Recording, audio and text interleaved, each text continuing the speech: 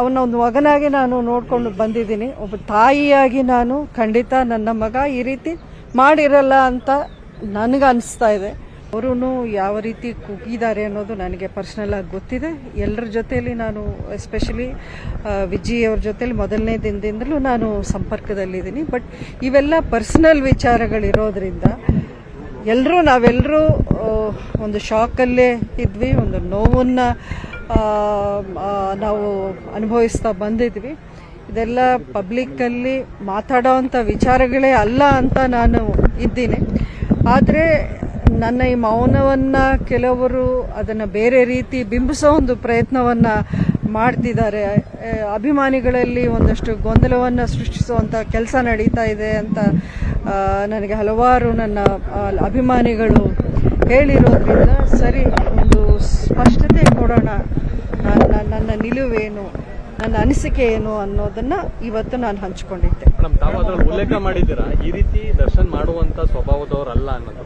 But ಸಾಕ್ಷಿಗಳು ಬಹಳಷ್ಟು ಇದೆ ಅನ್ನೋಂಥದ್ದು ಕೂಡ ಪೊಲೀಸರು ಹೇಳ್ತಾ ಇದ್ದಾರೆ. ಜಡ್ಜ್ ಮುಂದೆ ಕೂಡ ಅದನ್ನ ಮುಂದಿಟ್ಟಿದ್ದಾರೆ ಅನ್ನೋಂಥದ್ದು.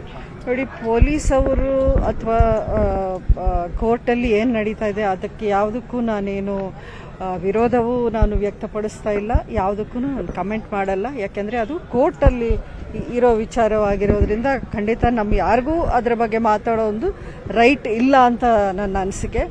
ಖಂಡಿತ ಐ ರೆಸ್ಪೆಕ್ಟ್ ದ ಲಾ.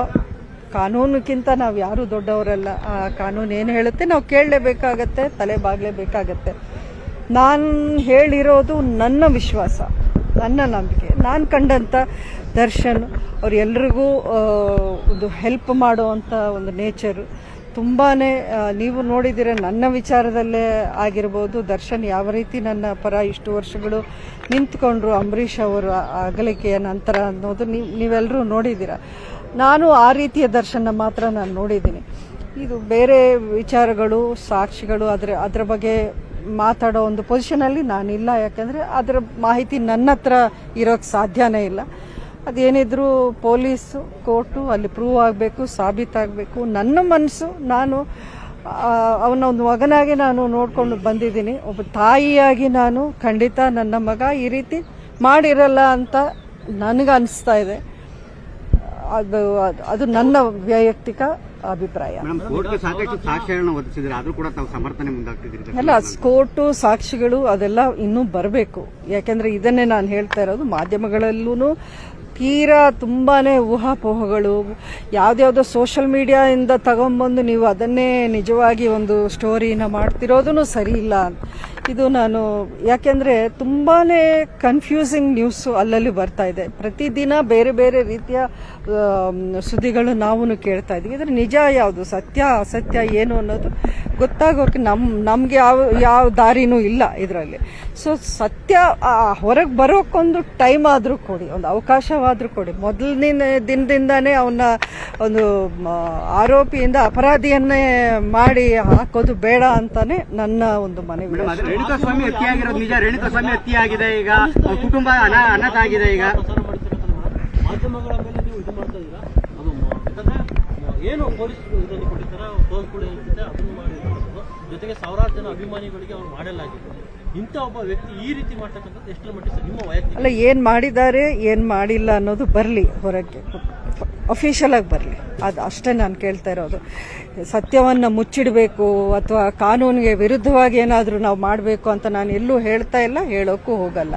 ಖಂಡಿತ ಕಾನೂನು ನಾಳೆ ದಿನ ಏನು ಹೇಳುತ್ತೆ ಆ ಒಂದು ತೀರ್ಮಾನವನ್ನು ನಾವೆಲ್ಲರೂ ಆಕ್ಸೆಪ್ಟ್ ಮಾಡಲೇಬೇಕಾಗತ್ತೆ. ಅದರಲ್ಲಿ ಎರಡನೇ ಮಾತಿಲ್ಲ.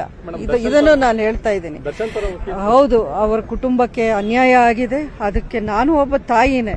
ಅಂಥ ಅನ್ಯಾಯವನ್ನು ನೋಡಿ ಯಾರೂ ಅದನ್ನು ಒಂದು ಆಕ್ಸೆಪ್ಟ್ ಮಾಡೋ ವಿಷಯ ಅಂತೂ ಅಲ್ಲ. ನನಗೂ ನೋವಾಗಿದೆ ಅದನ್ನು ನೋಡಿ.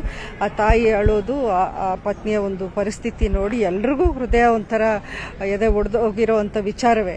ಆದರೆ ಇದನ್ನು ಯಾರು ಮಾಡಿದ್ದಾರೆ, ಏನಕ್ಕೆ ಮಾಡಿದ್ದಾರೆ, ಯಾರೆಲ್ಲ ಸೇರಿ ಮಾಡಿದ್ದಾರೆ, ಇದರಲ್ಲಿ ಹಲವಾರು ವಿಚಾರಗಳು ಇನ್ನೂ ನಮ್ಮ ಮುಂದೆ ಬರಬೇಕಾಗಿದೆ. ನನ್ನ ವಿಶ್ವಾಸ ಏನು ಅಂತ ನಾನು ಹೇಳಿದ್ದೀನಿ.